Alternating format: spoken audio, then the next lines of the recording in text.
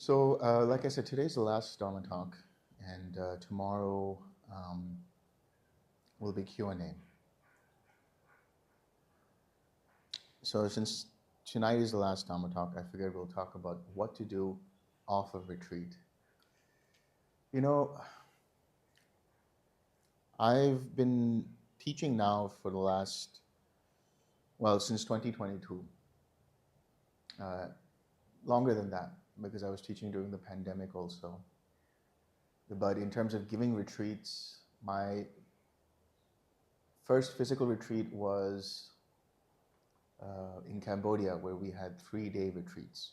But my very first 10-day retreat was in April of 2022, where I was doing um, a twin retreat in California for a group of, I think, 30 or 35 people. First time I did that. And since then, I've kind of been in the swing of teaching twin. But you guys might have noticed that, especially those who are in the twin tradition or who have done twin retreats before, that I don't necessarily teach only TWIM or only from TWIM protocols. And the reason for that is because, one, I was saying the other day that I don't have any skin in the game. I don't care about TWIM. It's the same way I don't care about Kriya Yoga or I don't care about any tradition. Doesn't mean I don't have respect for those traditions. It's just that to hold on to one tradition um, is a choice that you can make. But I've noticed it doing more damage in my observation, in my limited observation, than it has created more stability for people. The other day I was talking about how, I've been at the very center of all sorts of debates and ideas about who's right and who's wrong. Is he awakened? Is he not awakened? He's right, he's wrong, he doesn't know what he's talking about. And if I had skin in the game and if I cared so much about TWIM, then I would have gotten into that whole vitriol of like answering every single accusation, every single claim, every single so and so and so. But I don't care. I really just, the thing that, the thing that is bothersome, let's say, is that some of those people are people I thought were very close friends of mine.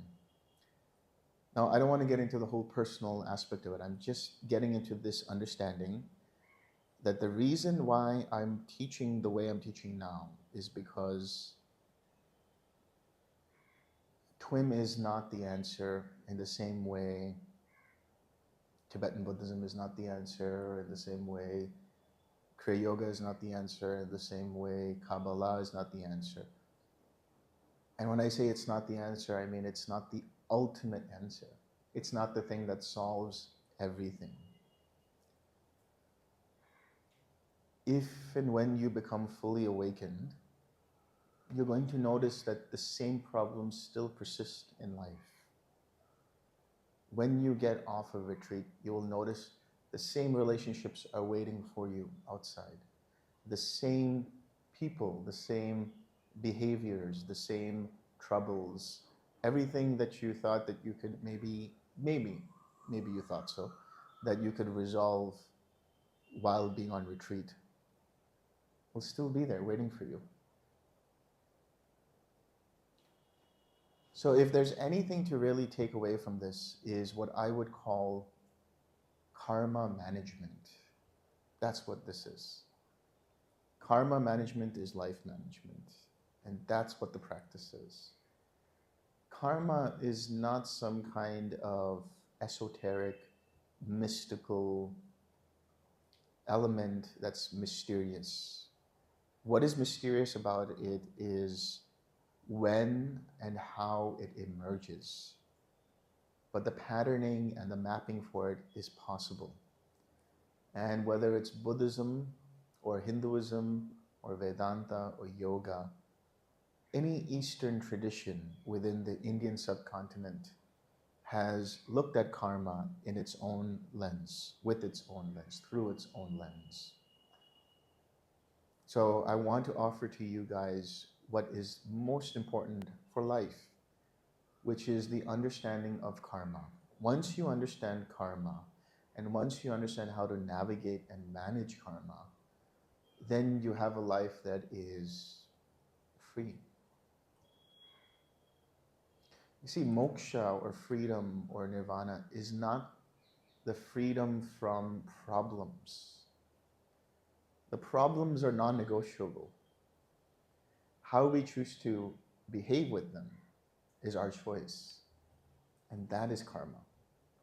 The problems that arise are the effects of things we might have done in a past life, or they might just be causes and conditions that have nothing to do with us directly, but we seem to be there at the right place at the right time to experience it. And what we choose to do is our karma. That is choice. That is intention. That is karma. That is what the Buddha said. Karma is intention. So you may have heard me say, like, the whole process is about letting go of karma, or the cessation of karma, or no longer producing further karma, or no longer adding to the chain of karma. And the reason I say that is because karma is what mechanizes samsara. And if your ultimate goal is to let go of the chains that bind you to karma, then you let go, that bind you to samsara, then you let go of all karma. Because good karma also, so-called good karma, is only going to produce further existences in your life, further habitual tendencies, which further propagate more situations, more experiences, and more circumstances. And the choice is up to you. There's no better than this or better than that going on here. Some people want to remain in the game, in this lila, in this play, and that's okay. But regardless whether you want moksha, whether you want dharma, artha, kama, or moksha. What is dharma, artha, kama, moksha? Dharma, not the Buddhist dharma. Dharma means our purpose, for lack of a better word. It's our ikagai, if you are familiar with that term. There are three things that intersect to find your dharma. What it is that you enjoy doing, that you have an innate talent for, that can provide some benefit to your fellow beings, and that you, in exchange, are paid for. Paid for doesn't mean in money, because this particular planet, in this particular eon, deals with money, and money has been given a lot of value, and therefore we say money, but we're saying value, that you receive something of value in return. When you find that, that is your dharma. And as a result of that dharma, you find artha. Artha, A-R-T-H-A, artha. Artha actually means meaning. It gives meaning to your life. It's not that there is no meaning to this life once you find out that there is an ultimate reality that is outside of the scope of this conventional reality. It's not that you live a life that is just now on the fringes of society and you become a sannyasi or you become a monk or you become a sadhu or whatever. Although if that's the lifestyle you choose, then that's the lifestyle you choose. But the intrinsic meaning behind your actions of why you're doing what you're doing, and it is for the purposes of fulfilling karma. But most of this planet, in terms of the human population, is asleep. They are functioning at a level in which they're allowing karma to dictate their terms of life. But moksha is the other way around. We learn how to deal with karma and alter that karma. This is the practice that we're doing. The fundamentals of what we're doing here is going to show you that karma is something that is manageable. We are not victims of it. We are not beholden to it. We have to experience it. That is true. But we can mitigate it and we can learn how to work with it. So artha comes from dharma, which is once we find what it is that we're good at that can help serve other beings and we get value from, then artha is already there. Artha is not just economics. Artha is not just money. Artha is a life that provides meaning and value to you and to others. There's a mutual exchange of intrinsic value where you find joy in it. And that joy is translated as kama, the enjoyment of an experience, K-A-M-A, kama, which can be desire, which can be, it can be seen as desire, it can be seen as sensual desire, it can be seen as passion in different ways. But kama is the process of relishing life. How do you relish life? Life kicks us and punches us and subjugates us into thinking like it's all just a black and white film reel where we can't enjoy life anymore. But if we find the understanding of how karma works, then we know what is the right way of enjoying life. The juice of life, that rasa, as they say, that ability to enjoy life, doesn't mean that it's a bad thing. None of us here are monastics. We are going to go back into our daily lives, meet with our relatives, meet with our partners, meet with the people that we hold dear to us, meet with our friends, and we have to deal with them. We have to relate with them. That also is karma. And when we understand the mechanics of how to relate with the world, that leads us to moksha. Moksha is being liberated from the subjugation of life. The awareness that you develop on retreat, the understanding that you develop on retreat, is to be intensified in life when you go back out in the real world. Because this isn't the real world here. This world here is what we've created for ourselves, right? The silence, the so-called silence, the timetables, the management of everything. Everything is running relatively smoothly. And we have a schedule, we have a set time, and all of that. It's like we've gone back to school, you know? But then outside in the real world, we have our own things to deal with, our own situations, our own troubles, our own problems. So moksha is being liberated from them troubling you any further. So karma, let's go back to karma. When we are born on this planet, into this life, there are astrologers who say that there are certain planets that are present in certain houses in the sky. They're looking at that. And what they're saying is that based on that, this is this person's astrological birth chart. That birth chart is a snapshot of the karma that we've brought forward into this present life from a past life.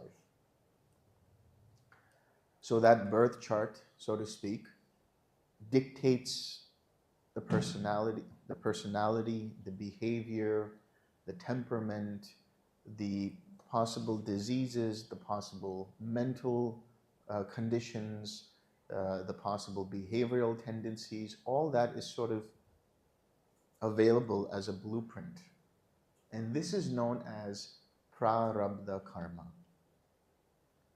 It is your fate, your destiny, the things that you must experience or are likely to experience in this life.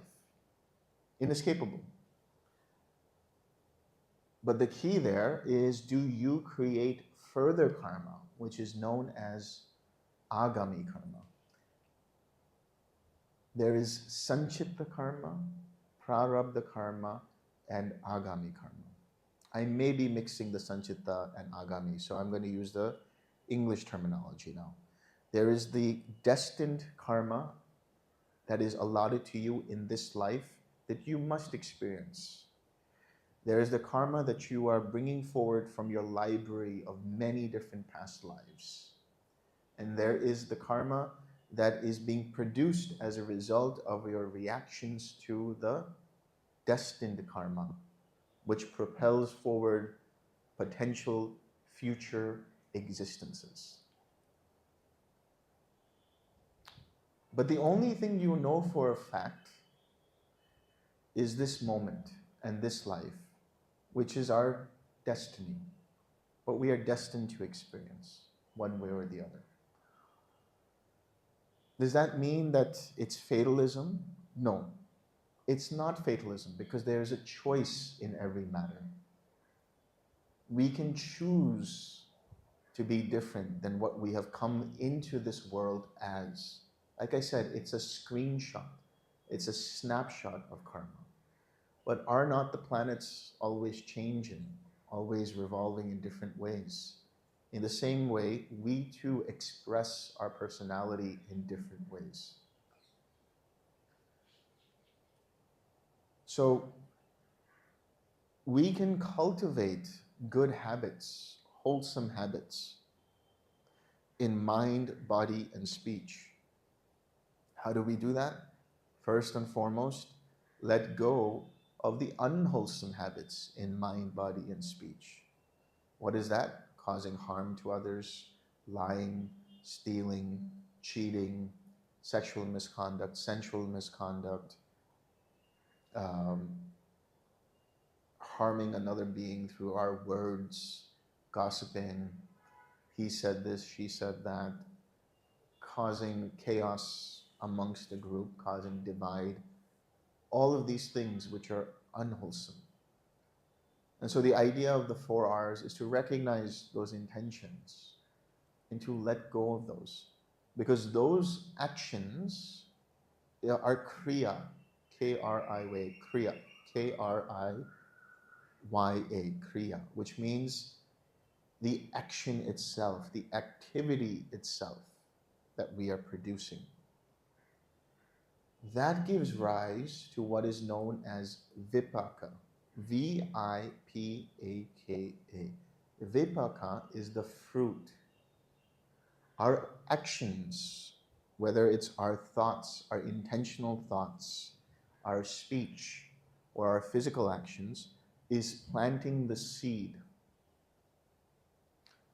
And if the causes and conditions are right, if there's enough sunlight, if there's enough water, if there's enough nutrition, based on the nature of that seed, in other words, based on the intensity of our action and the intention behind that action, along with the correct, right causes and conditions, that karma, that action, that kriya, turns into vipaka. It fructifies.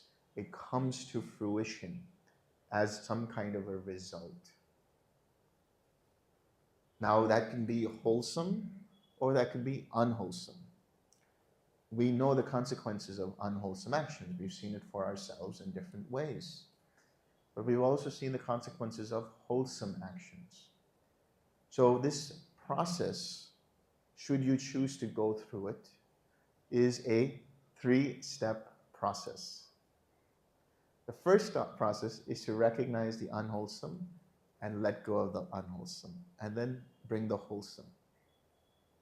So you go from recognizing the unwholesome, first step, going into recognizing the unwholesome, going into the wholesome, and then the third part, which is subtler, which is more nuanced for the purposes of moksha, is to let go of the doership of the karma, the me, mine, or myself, and the exercise of being in the background awareness burns away the sense of doership. When there is a doer, then there is an identification with that. When there's an identification with that, there's ownership of that. When there's ownership of that, there is an intensity of me, mine, or myself, that I am doing this, right? That intensifies. When that ownership is there, like, no, this is mine, then that karma arises. How does it manifest? Through the mechanics of dependent origination. When we are met with any feeling, now, you guys remember dependent origination, right? It starts with ignorance, then formations, consciousness, mentality, materiality, six sense bases, and contact. All of that, up until contact, is inescapable karma. That is your prarabdha. That is your destiny. Can't do anything about it. As it arises, you can't do anything about it. The feeling, the experience, the sensation, the vedana, whatever is arising in the moment, the qualia, whatever is arising in that moment, you can't do anything about it either, whether it's painful, pleasant, neutral. That is the manifestation as vipaka, the fruition of past actions. When you deal with it, or how you deal with it, determines whether the intensity of that vipaka, of that fruition of karma, will further add more seeds to the soil, or that the seeds are obliterated, that the seeds are roasted so that they don't come to fruition anymore. How do the seeds come back into fruition? You throw the seed back into the ground. What does that mean? Craving arises, an intention, a choice dependent upon craving arises.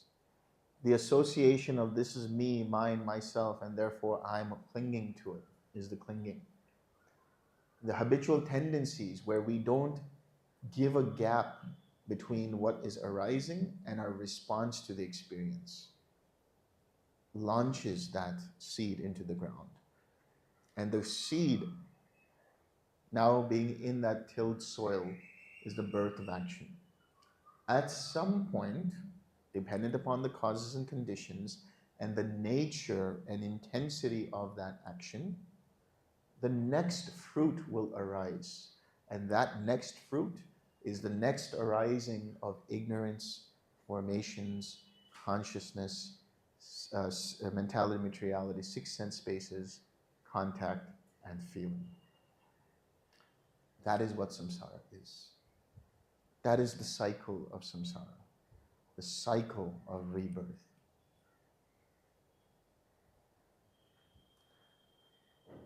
The moment we utilize wisdom, what does that mean to utilize wisdom? To sink back into that awareness and see with wisdom thus that this is just an impersonal process. There is a pull in the direction of the mind wanting to own it as me, mine, or myself. There are two minds.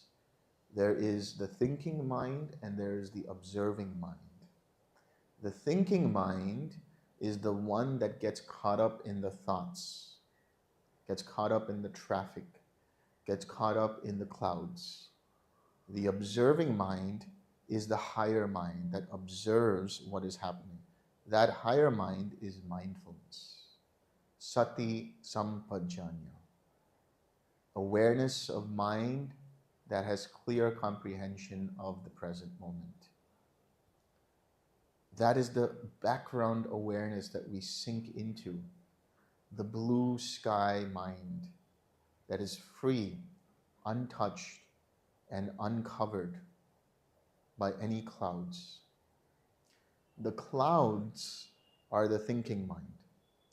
So when we can sink back into the awareness and watch the intentions arising, that in itself is the first step towards wisdom and understanding. With that wisdom and understanding, we see and utilize the 4 R's. We choose to let go of that emotional grasp towards that experience, and we relax it. We release it, we relax it, and we remain in that background awareness. Now a wholesome state will arise. And whether we decide we want to be the one who has that wholesome state, that is to say, we don't recognize that that wholesome state is also part of the conventional thinking mind,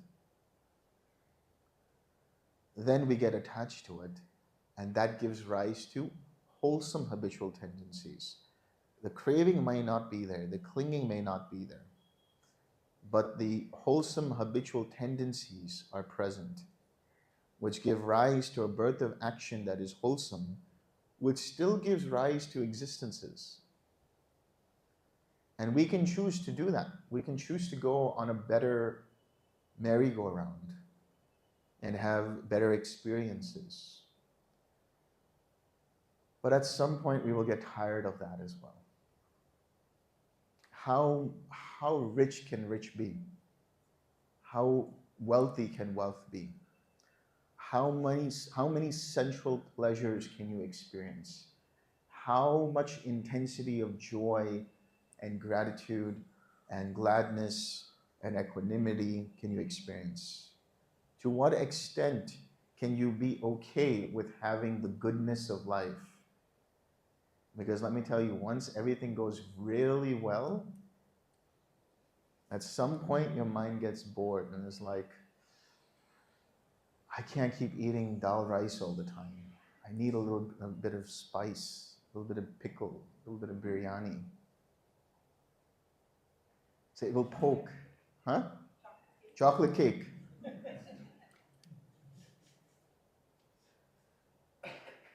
It needs some flavoring. And that need for a flavoring is conceit. It's like, I can't deal with this because I thought I wanted security, but actually what I want is variety. And then that variety is craving. That desire for variety is craving.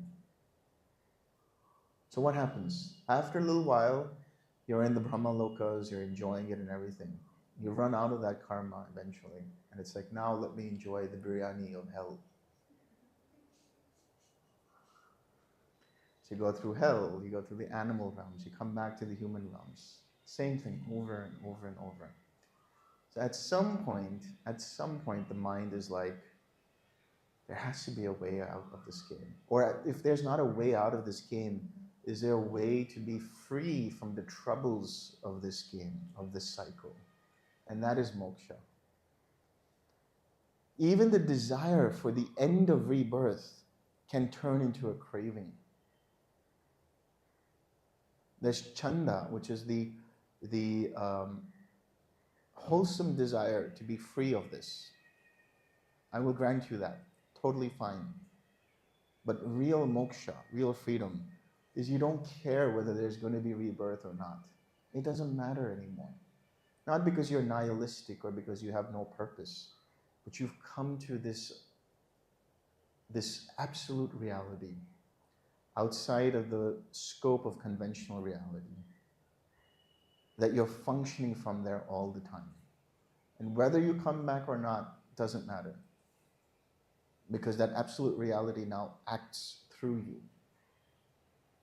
It functions through every sense base.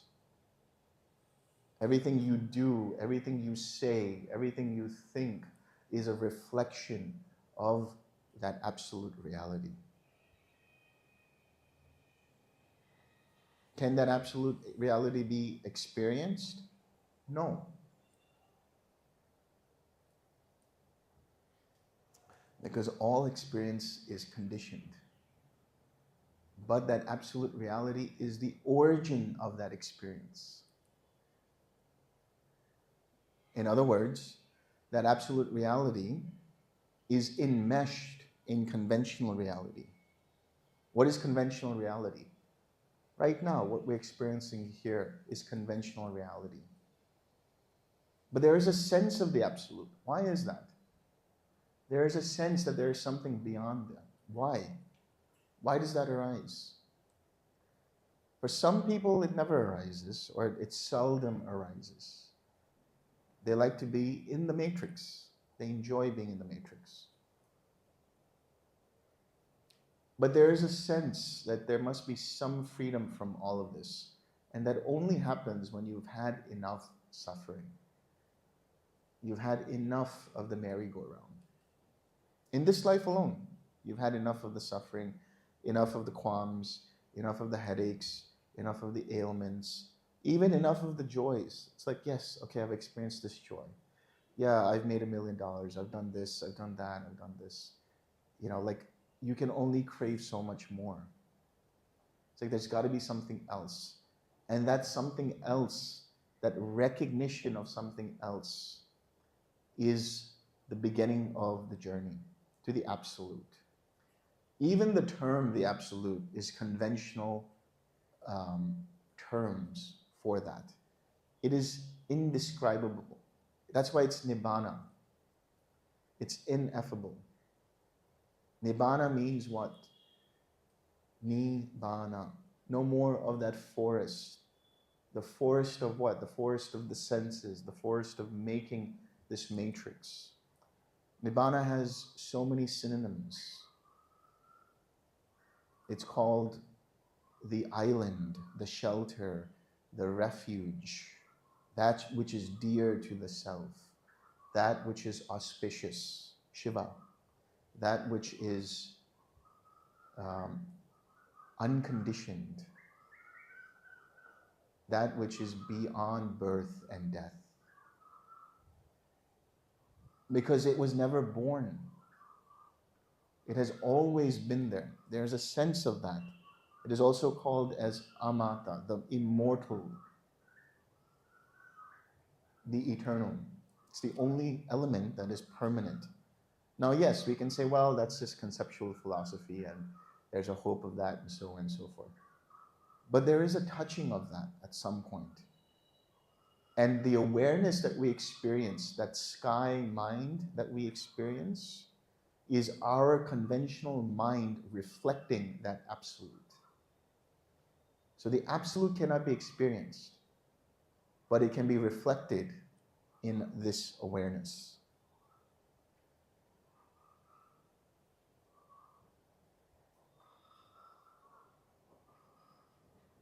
So the choice is ours, how we decide to move forward in every given moment. How strong are we rooted in wisdom, in the wisdom of the absolute?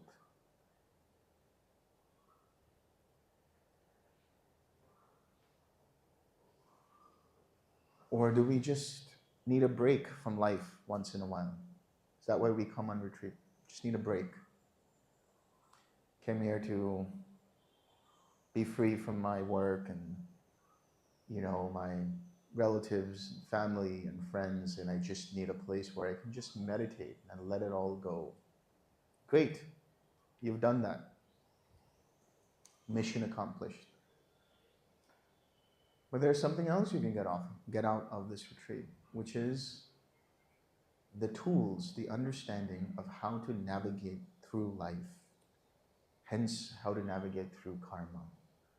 Karma is essentially relational dynamics. Karma is exchanged between two or more parties, let's say. But you can even have a relationship with yourself. That's also karma.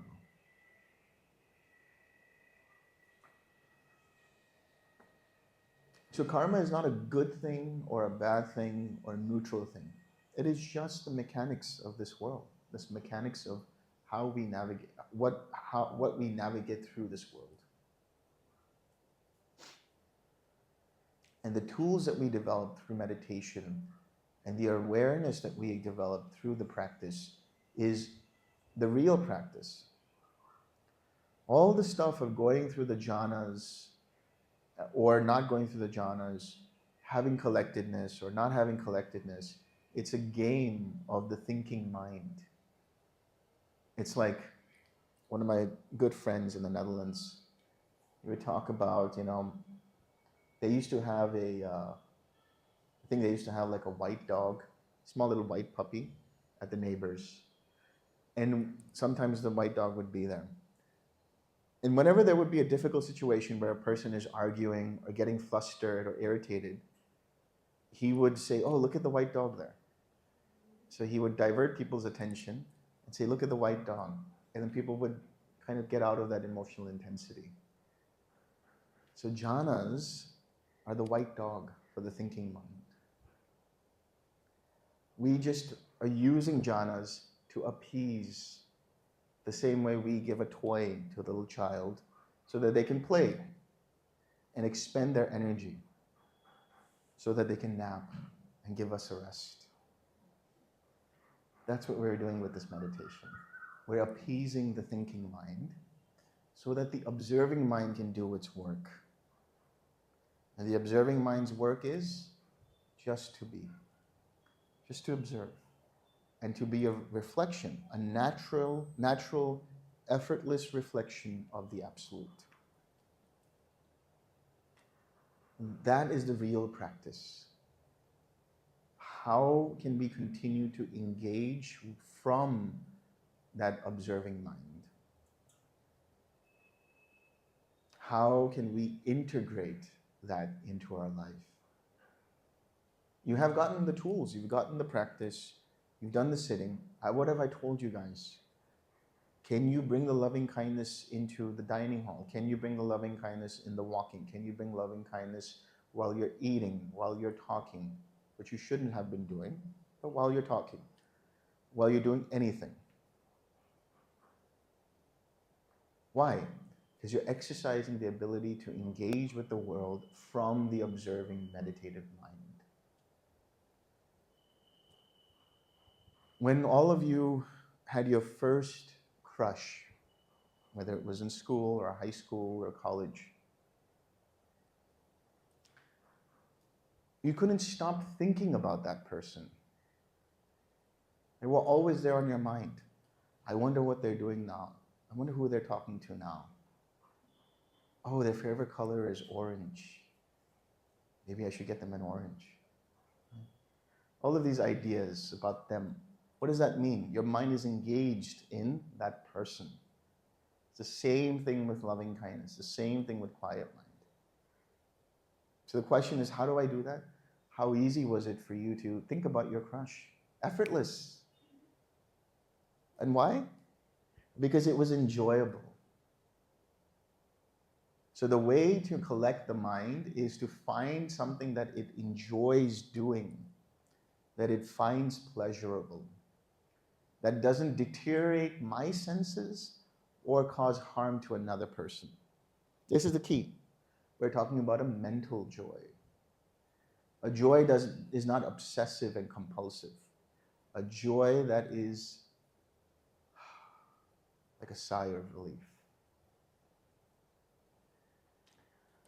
When we enjoy that, our mind naturally becomes collected through that collectedness, we learn to let go and experience a balance of mind, the tranquility and equanimity. That tranquility and equanimity is a reflection of that sky mind. That sky mind is a further emanation of the Absolute.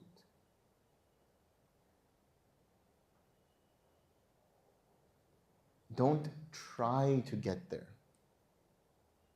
The more effort you make to try to get there, the more you're engaging with the thinking mind. But if you use the anchor and realize that the awareness, paying attention to that anchor, is the observing mind, and just sink into that. That's it. Just sink into that. And now it becomes aware of everything. It's lantern consciousness. In other words, there's a laser focused consciousness, which the thinking mind wants to do, and then there's the lantern consciousness, where the mind is diffused. The attention is everywhere. It's aware of everything. And it's not sticking to anything. When we have that, then whatever we are doing, whatever we are saying, however we are acting, is a reflection of the mind rooted in wisdom. The intentions will not be filtered through the prism of any kind of ego, any kind of craving, any kind of this is me, mine, or myself. What is that ego that we say? What is that sense of self? It's a function of the mind that has been created, that has been coalesced from past experiences. The ego is reactive. The observing mind is responsive,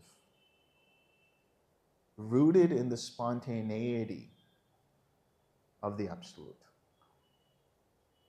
That is intuition. The observing mind is the intuitive mind. It functions in that way, spontaneously. When you least expect it, the answer comes to you.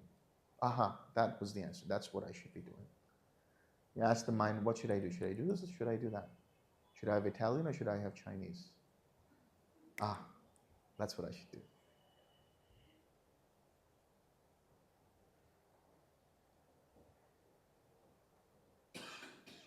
So your real retreat starts tomorrow when you go out into the world and learn how to engage the world from the Absolute, from this awareness. Okay, I'll stop there now. Yeah, questions? Yes? Well, there's this first question. If the five aggregates are not me, not mine, not myself, then what is me or mine? Or is it awareness? If yes, from where does it come from?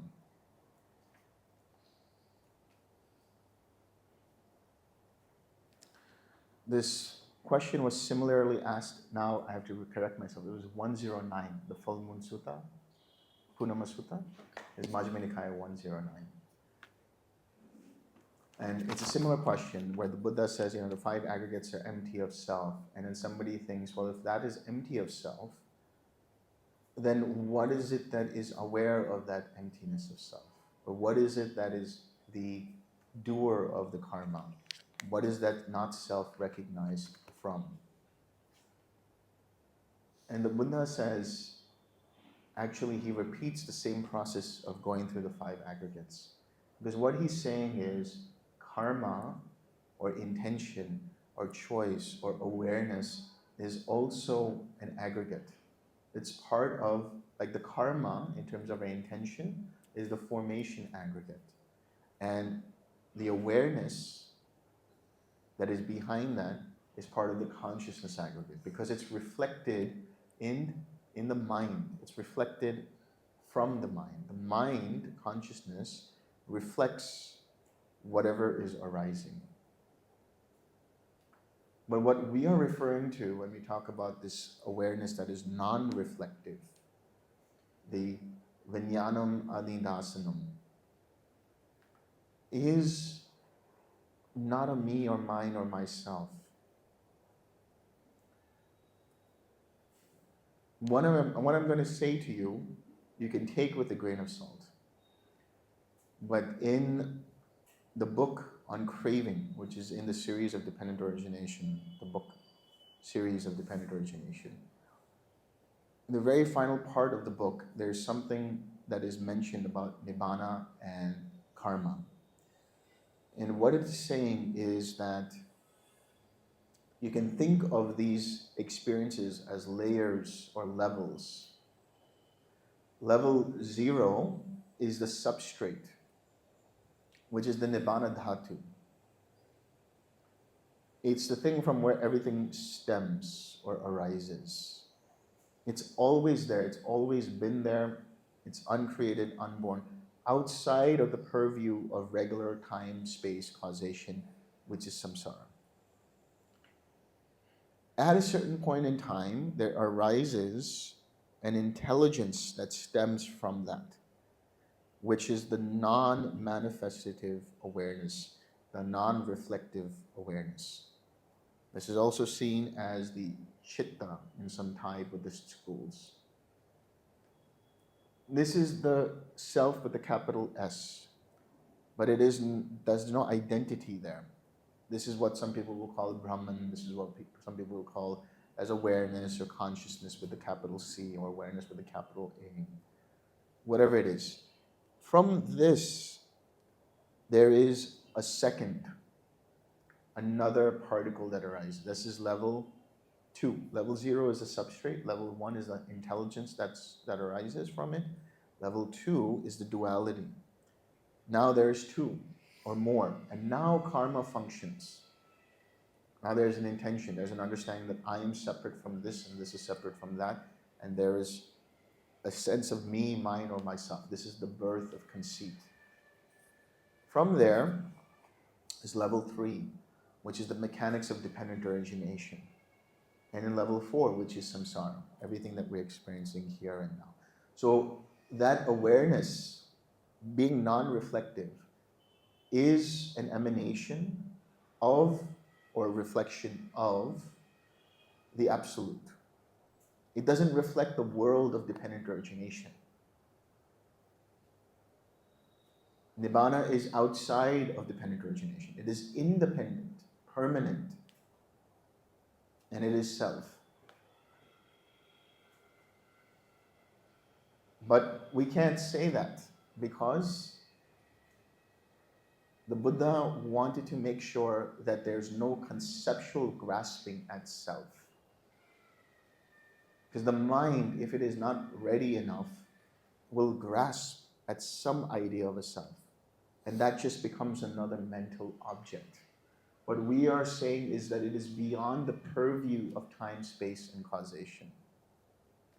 And therefore, the experience that we're having when there is an I there is a result of awareness that is independent origination, within the scope of dependent origination, dependent on the mind, and that's where the I is. When there is an awareness outside of that, which is inaccessible through the conventional mind, only when the conventional mind ceases, that is true cessation. The cessation of the thinking mind, the cessation of perception, feeling, and consciousness, or the cessation of perception and feeling itself, leads to the mind having direct touching on the nibbana element. So there is no I there. The I is just another thought that is a reflection of the thinking conventional mind. Okay? Uh, so first, can everything that we have discussed, but can just the inquiry of, just observation of the meta-ness of the dependent origination, or an inquiry like what Ramana Maharshi said, who am I? Just going, just keep peeling the layer. Can one go through cessation, touch the Nibbana that way as well? Yes. Okay. Um, and if there is more analytical tendencies arising in that moment, that is more helpful, I believe. Okay. Second question: can addictions be defined as obsessive joys of any form? Any? Yes, definitely. Okay. And where does the OCD or narcissistic tendencies, or the compulsive lying, the medically diagnosed one, or where do they fit? Independent origination. Yeah. I would say clinging. Okay. I would say clinging. So, I mean, the action of that is clinging, but they are stemming from the formations, okay. resulting from past clinging. Okay. So can so there are levels, right? Like for example, maybe not these examples, but say people with autism or even OCD. I have observed, there are people who absolutely just cannot function, like, without it. It causes extreme meltdown, like the smallest of change and stuff like that. Whereas there are some people who have those tendencies, but they learn to navigate through that. So does that also is it more biological, or is it more uh, again obsessive level of Well, clinging? it can be one or the other, and both are equally valid. It could be biological, thereby which means that it will require maybe further medical intervention, or it could be um, psychological, thereby having some kind of cognitive behavioral therapy or something to manage and navigate through that. So that's an equally valid thing as meditation, because you're starting to get into shedding light on the patterns, which are the habitual tendencies, and learning how to see them and letting go of them, or replacing them, or at least mitigating them.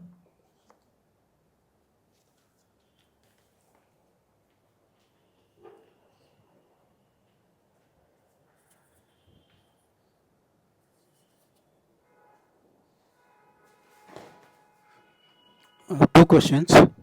Can you hear? Yes. The first one is like I want to ask about when you say like no birth after birth, one birth after other, whether the past lives knowledge is known when you take a birth or when it is known, or is it not known at all? Means So the veil of ignorance is what keeps us from knowing it, basically.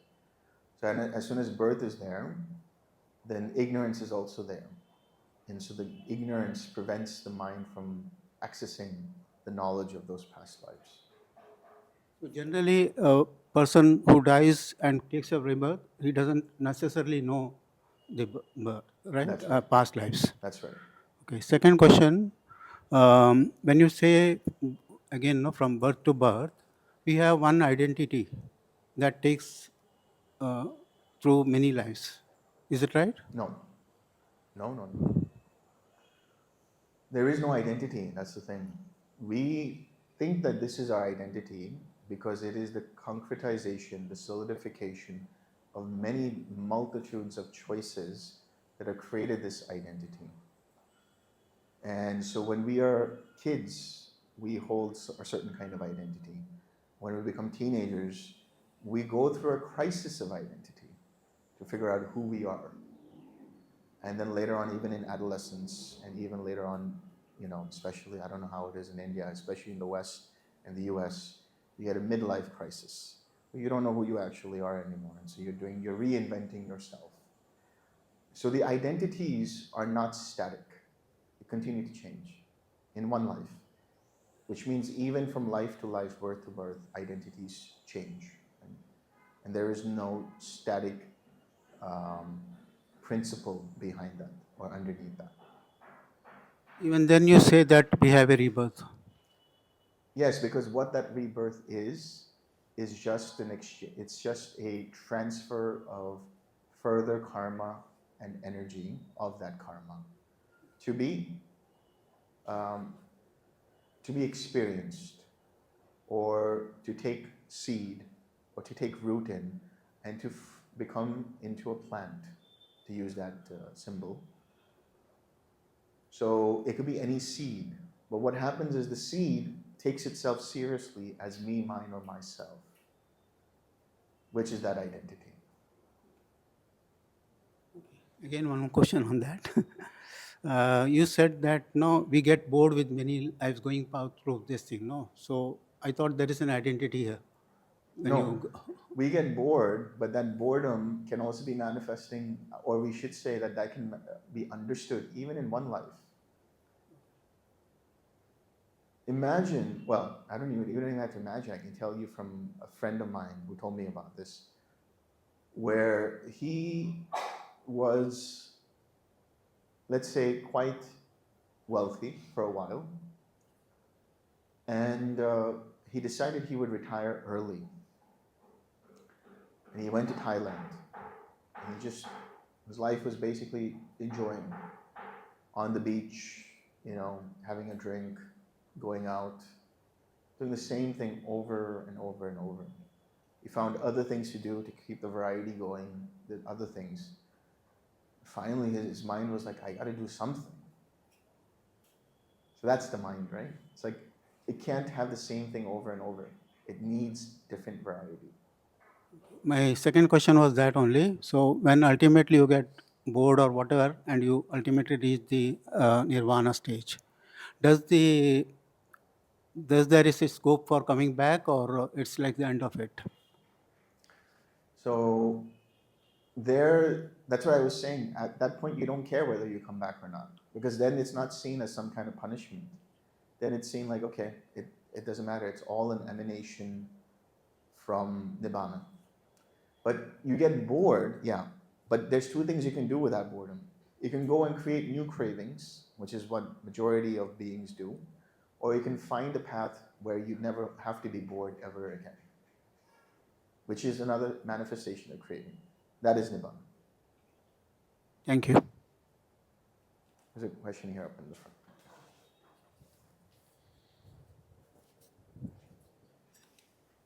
I think most of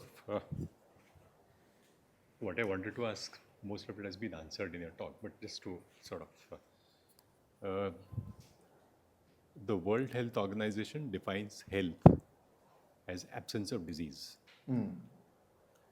So can we say that happiness is absence of suffering, or there's something more beyond absence of suffering? This is a good question.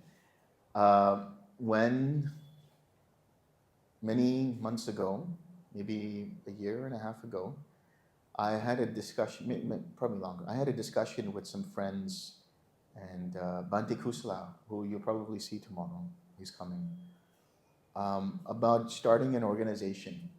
And we were trying to figure out what is the name of that organization. And, there were different names that came up, and I said, how about ultimate happiness? And a lot of people were resistant to that idea because, like, happiness is just like, might be sensual happiness. It might be happiness because of drugs or LSD or something like that. So I said, okay, fine, that makes sense. What about Cheto Vimutti, which is freedom of mind? So I would say happiness, we could not say is an absence of suffering. Sorry Yeah. to interrupt, but what I meant was, is there something more to than just absence of suffering? Yes. I mean, it's not only absence of suffering. Yeah, because there if must that be was the something more case, than that. absolutely, I mean, I you agree. can have no suffering in life, but still not be wholesome or That's right. whatever it is. So Complete. that's where the dharma, artha, kama, moksha comes in, which is you can be free of suffering, but that freedom from suffering has positive components to it. Let's say wholesome components to it, pleasant components to it. which is a type of happiness, but it's a happiness that is an independent happiness.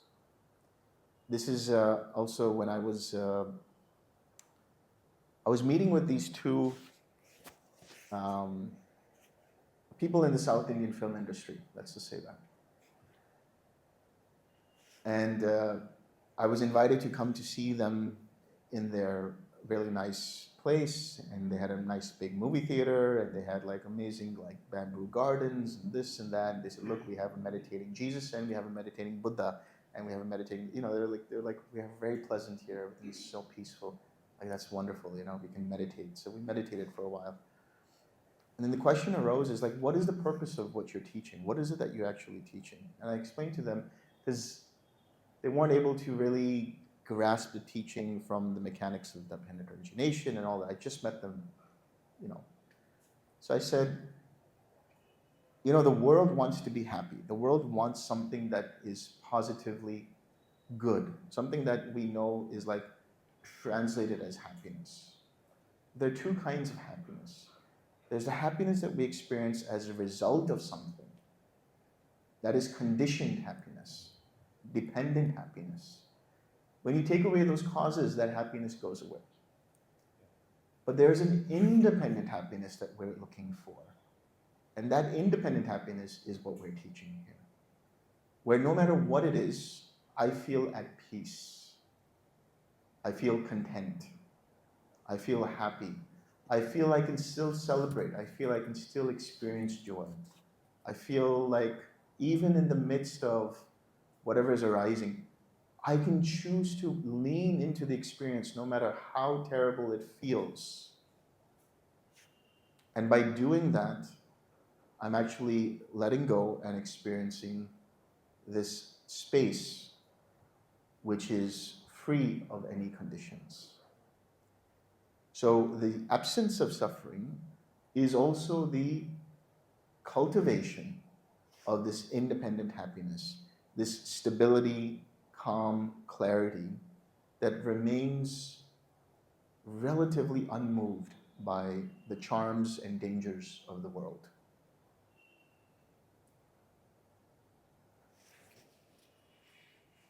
I think you had a second question or no?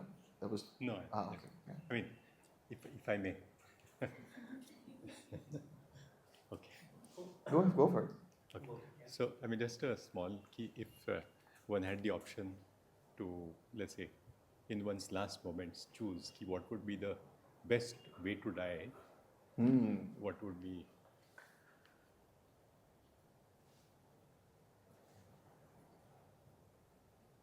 Just observe everything as it is and come to that understanding that whatever is happening right now, that's not me.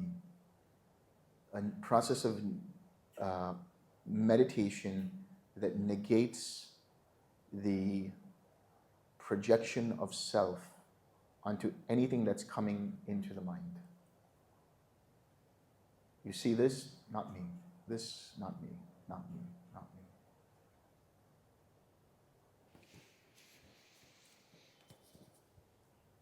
me. In day-to-day life, can you just talk a little about intention setting, and also how, like, so what does intention do? And then if you have the intention, because I always thought that intention is not what matters, action is what matters, and you say it otherwise. So is it possible that sometime you plant an intention so strongly that action is compulsive, and then some intentions are weak, that the action is not compulsive, which you can choose? um, and then is there any unconscious intention and conscious intention, like intentions that can be planted in this life because they are coming from so you are not consciously planting them, but you are watching them in the mind. Now if somebody is watching them in the mind, just the process of the mind working, maybe you can call it, lack of a better word, fantasy. Is that intention setting, or is that not intention setting? There's two things here. One is the process of thoughts that are not intentions. So those thoughts are just thoughts in the same way as sounds are just sounds. Okay. But there's an intention where there's an actual mechanism of control mechanism of like willfully, volitionally setting a thought into some action. Okay, so it is action then. Intention is Is based. action. So nothing, if it just goes through an observing mind and things are happening from the outside, but you have no role to play in those happenings, although They're manifesting as thoughts and things and so like on. so a thought manifested and then that became a reality, but without any of your willful action on that intention, then it doesn't take fruit as a sorry as it doesn't get planted as a seed. Right. Okay. Right. Okay, so that You need two things for the intention to, or you need two things for existence to continue. You need intention, which is the willful or volitional taking of an action, and the craving, which identifies that action as me, mine, or myself. if there is intention and no craving, can it Yes. does it die, does the process start dying by itself? The intention to let go, that intention Yeah. is what allows it to go. Okay. It allows it to So die. intentions may arise, but then you watch them arise and they drop, and they may keep arising. The same intentions may keep arising for say 5 years of meditation, right? They haven't gone. So that's not setting further intention, right? That's just watching them and drop, watching them and drop. Right. Okay. Right. Okay.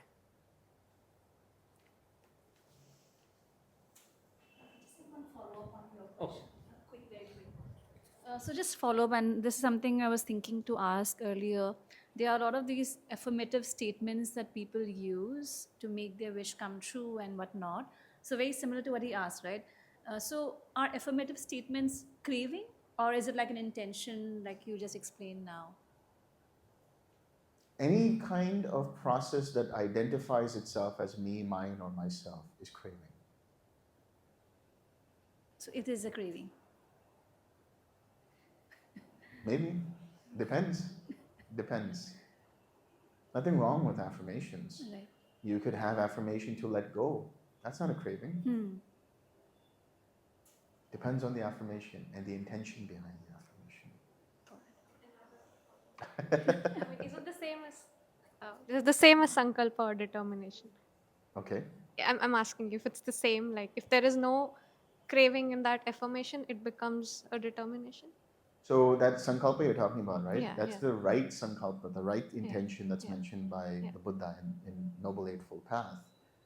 And that's three things: renunciation or contentment, non-ill will, and non-cruelty. So what are we renouncing? We're renouncing the controlling of how that outcome is going to happen from a sense of self. That is right intention. Just same as letting go of craving. Yes.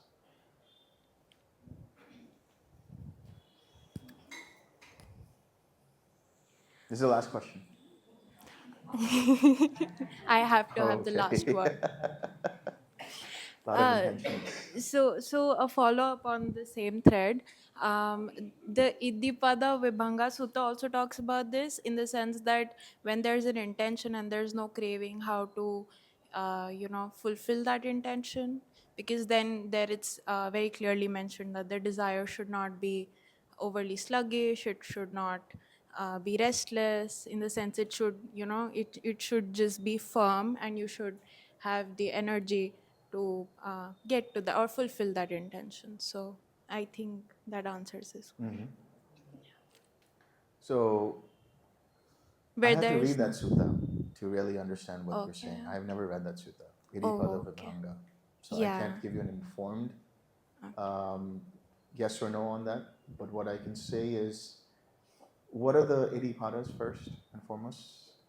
It's basically having an intention which is not rooted in craving, in the sense that the No. desire. There are these 4 Iddhipadas, no? Oh yeah, That's what I'm talking yeah. about. 4 bases of power. I think it's intention, then it's energy, and then it's discrimination, in the sense that you should be able to 4 hour or 6 hour. I don't remember the one in between. Okay, so we'll have to figure that one out. Yeah. But I think the way to look at it is, there's another sutta called the Bhava Sutta.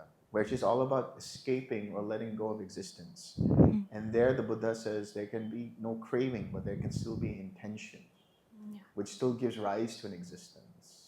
Correct. But there might not necessarily be craving around it. You just want to get something done and you just For do it with example, right effort. For example, jhana doesn't have any craving, but it's an existence, Correct. Right. or formless attainments, or anything else.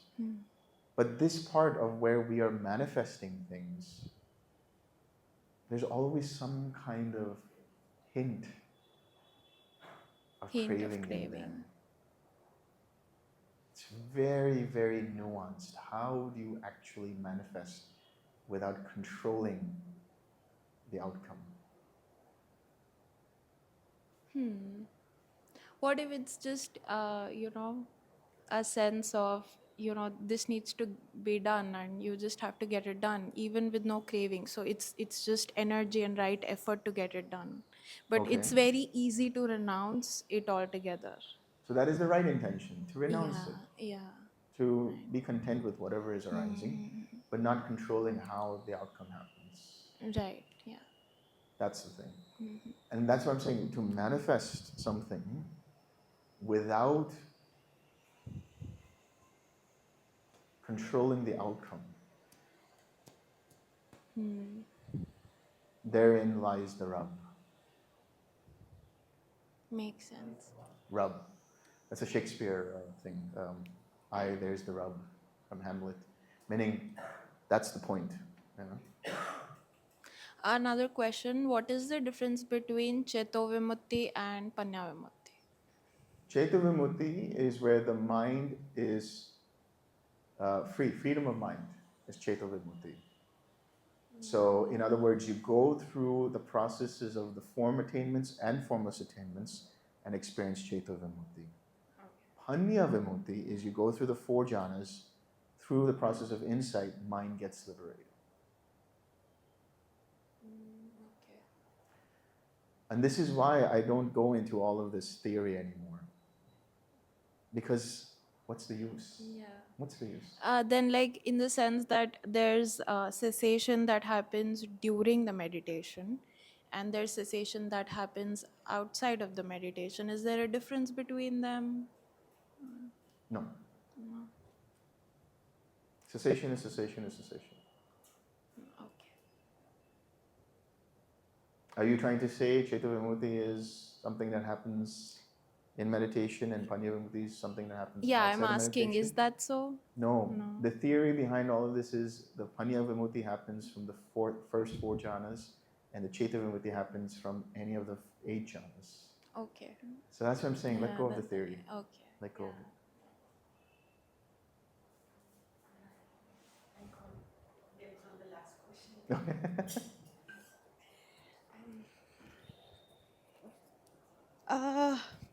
It's more of a curiosity, but there are people who spend, their whole lives practicing and still don't get it. Then there are people who develop the wisdom very quickly, even without having read a lot of things. They understand the nuances, through experience intuitively. And any moment, say, they read a sutta or whatever, any explanation, it starts making more sense. Is it an indicator of, if we go through the, 4 levels of awakening, can we see it as an indicator of, say, this person maybe attained stream entry earlier, and doesn't, because there is ignorance, they don't know if, they have been a stream enter? Or is it just, the regular karmic tendencies? They may or may not be a stream enter or whatever, but why is there a difference, if you can talk about it? And then secondly, if, say, I am aware that I'm a slow learner, or if I am a quick learner, how do I, sort of update my faculties in a way so that if I'm slow, I can become fast. If I'm fast, I can then become faster. How do I do that? We always want to make things quick, don't we? This Western mental disease of get it quick. No, but No, but doesn't I'm just teasing. I'm being facetious. that's Chanda, right? So, Yeah. well, if you- Actually, even the Buddha says, right? There is a path that is easy in the beginning, easy in the middle, easy in the end. Yeah. and there's a path that's hard, and all that stuff that he says. So yeah, I mean, granted, but it's not necessary that somebody's born as a stream enterer and therefore they're much easier to go into the Dhamma. It's possible, but at the same time, somebody can just be very inclined to the Dhamma because of their good karma they did in a past life, possible, or because they just develop those skills of being able to take information, process it quickly, and just absorb things that much faster. And that also might be a result of past karma. Or maybe as kids they had, really developed that skill due to interest. You know what fastens things? You know what quickens things? Interest. The more we put interest and joy, the more it intensifies and the easier it is to learn and absorb and practice and apply. That's how it is. When I was in school, my two least favorite subjects were mathematics and physics. And my favorite subjects were literature, music, and art. So we had a physics teacher. I won't give his name because I don't want to make it public, but he would speak in such a way that it would make him fall asleep. And this has happened. I've seen it with my own eyes. So I never got into physics. It was boring for me because nobody really made it interesting for me. And same with mathematics. It's just too logical for me. I can't think logically. It's just like A plus B is equal to C or whatever it is. I don't want all that logic. But when it came to art, music, and literature, so you know what I used to do in mathematics class? What would happen is this mathematics used to usually be after lunchtime. And there's always this slump during lunchtime, right? So I had a friend, he and I would sneak into this teacher's lounge, get some coffee, and lots of sugar, and just down that. And then he and I would sit in the back and just throw things at the blackboard. The teacher would be, who is that? Who's doing that? So that's how we had fun in math class. It was a different kind of fun, but it didn't make math fun at all. So the directionality of interest is also important. It's not just the interest. That's my point. But then when it was literature or art, music, I was fascinated by it. I was interested in it. I was curious. And I actually inclined my mind into learning those things and thereby being able to actually have fun and absorb the material. So the intentionality that has interest, which is the chanda, allows your mind to learn that much faster or manifest that much faster. And how do you manifest that much faster? The law of attraction will tell you have to manifest from the heart, which is you need to put love into it. That's just another way of saying that you need curiosity and interest and joy in that process. I knew there was going to be a question for me. There is slight follow up to that. So, using your own example, similar situation, hardly tolerating physics and still took science. That's another story. Wow. Yeah, I was forced. Anyways, and I had similar interest in literature. But we also had teachers in one grade, the physics teacher, we would even ask to repeat, explain, and the same exact words would be repeated. In the different grade, it was different teacher. It became tolerable. I also had a Hindi teacher. He could make people fall asleep Yeah. while teaching a poem or story or whatever. So, do you also can then this be expanded in the sense that even with your natural inclinations and interest, you also find a subset within that interest area where there is a natural tendency to be able to pick it up? For example, Yes. within the art, you say you go or say, painting, you pick a medium which feels more natural to you pick watercolor over charcoal or something like that. Right, right. That's also another thing, right? So the interest is one thing, the intensity or the directionality of that interest, and how you pick it up. Okay. And that could be dependent upon karma as well, like previous choices, or maybe something. For example, I think this is where my lack of interest stemmed in mathematics, and my real interest in writing was when I was in first grade, first standard. There were two choices given to me by the teacher. Mrs. Wexler was her name, and she said, "You can choose to go and do some creative writing, so you can write some stories, or you can choose to go to math club and learn about addition and subtraction." And because I already had a talent for writing, and why? Because before then, we were all given a task to write a story. And I have to admit this now on camera. I took a story from the Magic School Bus and I wrote it down, but I made it my own.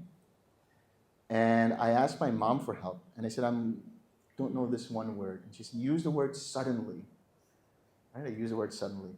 And Miss Wexler read the story to the entire class, and I felt so proud and happy. And she said, look at this word, suddenly.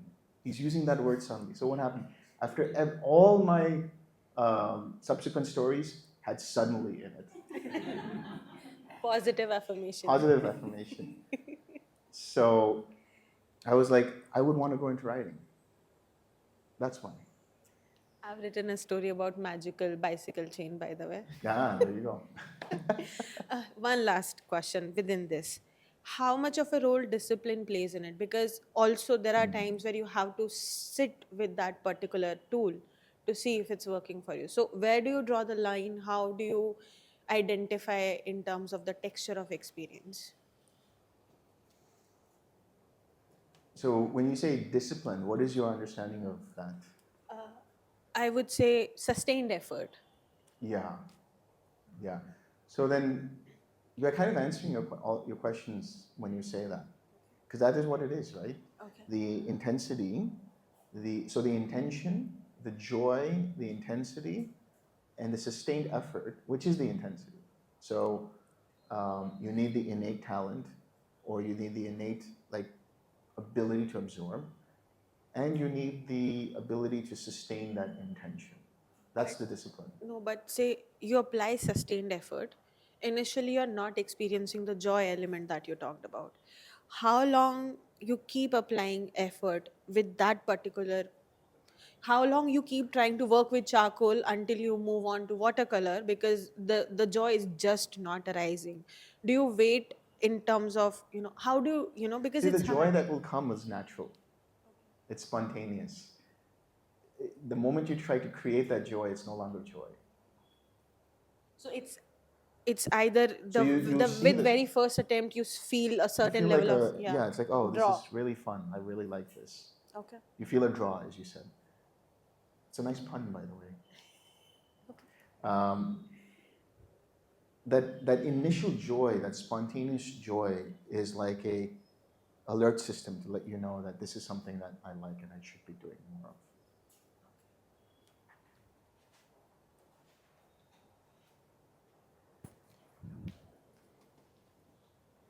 So this question relates to the transcendental Dio.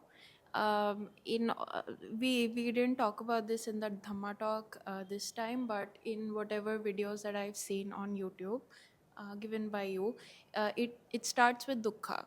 It starts with suffering, where there's a lot of suffering, and then there's conviction that stems out of that suffering, and then there's the entire spiral. Now,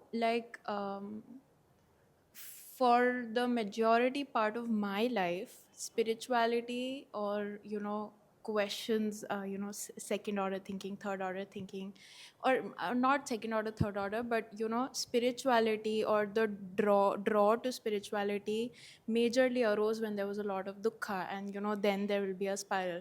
But then when that suffering was gone, then it will be, yeah, everything's good now. You don't.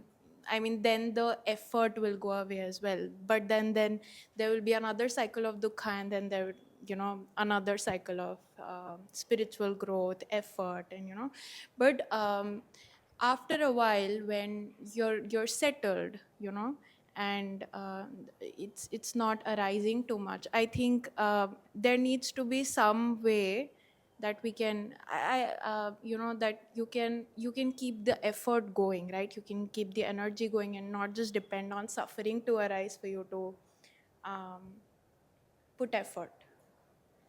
So I think I should clarify that, because the reason we mentioned dukkha is because in the Samyutta Nikaya 12.23, in there it gives the entire process of the 23 links, starting from ignorance all the way to dukkha.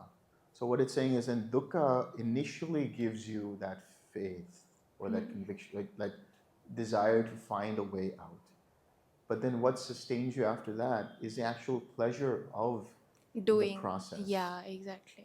Yeah, that is exactly what I wanted to confirm, that it's the sustained effort and the pleasure that you derive out of the entire process that keeps you going when the suffering starts to lessen, right?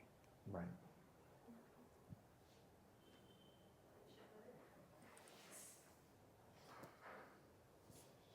May suffering ones be suffering free, and the fear-struck fearless be. May the grieving shed all grief, and may all beings find relief. May all beings share this merit that we have thus acquired for the acquisition of all kinds of happiness. May beings inhabiting space and earth, devas and nagas of mighty power, share this merit of ours. May they long protect the Buddha's dispensation. Sadhu, sadhu, sadhu.